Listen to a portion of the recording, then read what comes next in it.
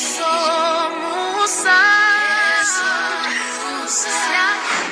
ne vivais pas avec elle. Elle était non loin de moi. Elle était à 100 francs de moi. Elle était à Brazzaville là-bas. Elle nous interpellait tous les jours qu'elle vivait des violences à la maison et tout. Des violences physiques comme morales. Elle n'en pouvait plus. Jusqu'au jour où elle nous a dit que si elle ne sort pas de là, c'est son cadavre qu'on va venir trouver. On vous attache?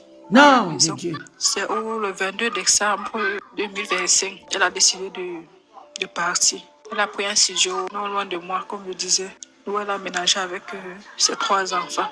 Il nous a surpris à notre lieu de commerce, d'où il est sorti nulle part, où ma grande soeur vendait ses sous-vêtements. On se débrouillait parce que c'est elle qui prenait la charge de ses 3 enfants, même celui qui a 18 ans, qui est à l'EIT. Voilà comment il est sorti de nulle part, et commençant donc par moi, d'où il m'a assommé là, avec un coup de machette. Je demande à ma soeur de fuir. Quand ma soeur fuit, donc, moi, troublée, perdue, j'entre dans la barrière qui était en face pour essayer de me soulager parce que je savais que comme elle a fui, c'est une route qui est fréquemment avec les gens. Je savais qu'on devait la sauver. Malgré son état de santé, elle a pu fuir jusqu'à cette école. C'est une bonne distance. Il y avait une personne asthmatique, elle était. Elle a bien couru de toutes ses forces. Arrivée donc devant cette école où elle avait réinscrit son fils quand elle a quitté son foyer. Voilà où elle trébuchait à l'entrée du portail. Elle tombe. C'est où le criminel est venu donc finir avec sa proie. Vous avez vu l'état de ma blessure. Il venait nous tuer à 2. Tout ce que je peux dire aujourd'hui, c'est remercier encore Dieu parce que il a permis que je sois un témoignage pour lui.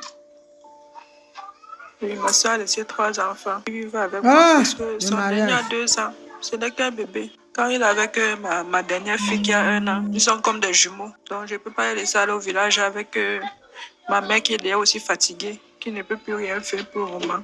Ah d'accord, donc c'est toi qui prends soin de ses enfants et de tes enfants aussi. Oui, parce que moi j'en ai 3. Et elle m'a encore laissé 3 autres. Et vous avez dit là 18 ans, son premier enfant. 18 ans, il était conscient de la situation. Il y a une demande, maman. Oui, il était conscient de la situation. Sa mère vivait des violences. C'est lui souvent qui essayait de se mettre au milieu pour dire que non, on ne fait pas ça et tout et tout. Oui, il recevait même souvent des coups. Parfois, son père même l'arrêtait pas et ses testicules et tout pour pouvoir finir aussi avec lui. Sinon, il le régnait même qu'il n'est plus son fils, qu'il est plutôt le mari de sa mère. Le jour même où il assassine sa mère, là, mais quand il a vu le corps de sa mère, il cherchait seulement où celui-là est parce qu'il voulait aussi seulement finir avec lui. C'était tellement horrible.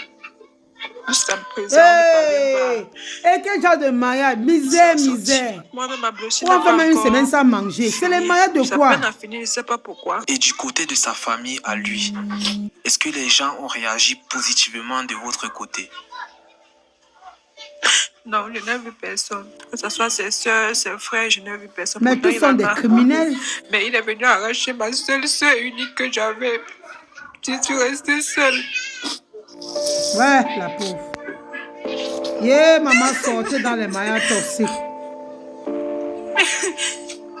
Sortez dans les mariages toxiques. Je fais appel à Kaba Boy parce que c'est un envoyé de Dieu. Tout ce que je souhaite, rien ne vaut la vie. Que sa communauté puisse comprendre mes pleurs. Que celui au moins de 18 ans. Comme il voulait te tuer, c'est un tueur à gage. Lui et sa famille. Prendre de charge de...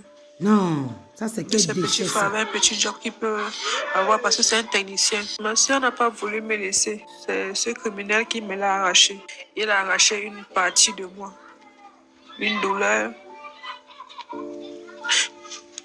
que je ne sais pas quand ça va finir.